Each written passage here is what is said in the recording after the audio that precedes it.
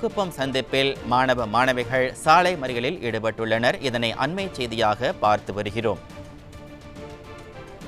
இதை பற்றிய கூடுதல் விவரங்களோடு இணைகிறார் நமது செய்தியாளர் சரவணன். அங்க இருக்கக்கூடிய சூழலை பற்றி எங்களுக்கு சொல்லுங்க.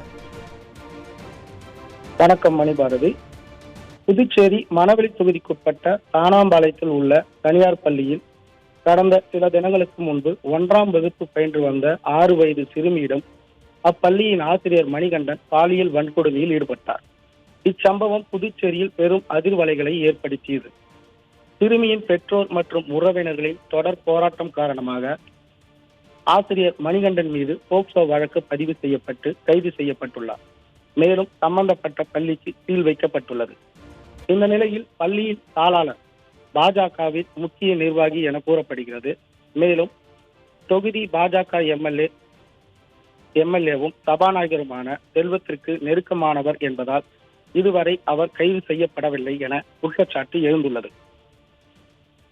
இந்த நிலையில் பள்ளியின் தாளாளரை கைது செய்ய காவல்துறை நடவடிக்கை எடுக்காததை கண்டித்தும் சிபிஐ விசாரணைக்கு உத்தரவிட வலியுறுத்தியும் தவளக்குப்பம் சந்திப்பில் சக மாணவ மாணவிகள், பெற்றோர்கள் மற்றும் அப்பகுதியை சேர்ந்த பொதுமக்கள் சாலை மறியல் போராட்டத்தில் ஈடுபட்டுள்ளனர்.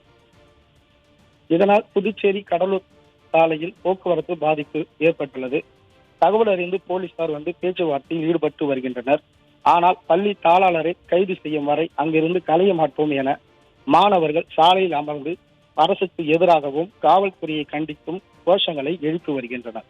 இதனால் அப்பகுதியில் பதட்டமான சூழல் நிலவி வருகிறது. விவரங்களுக்கு நன்றி சரவணன். புதுச்சேரியில் 1ஆம் வகுப்பு மாணவி பாலியல் தொல்லைக்கு உள்ளான சம்பவத்தில் பள்ளியின் தாளாளரை கைது செய்யாத காவல்துறையை கண்டித்தும் சிபிஐ விசாரணைக்கு உத்தரவிட வலியுறுத்தியும் தவளக்குப்பம் சந்திப்பில் மாணவ மாணவிகள் சாலை மறியலில் ஈடுபட்டுள்ளனர். இதனை அண்மை செய்தியாக பார்த்து வருகிறோம்.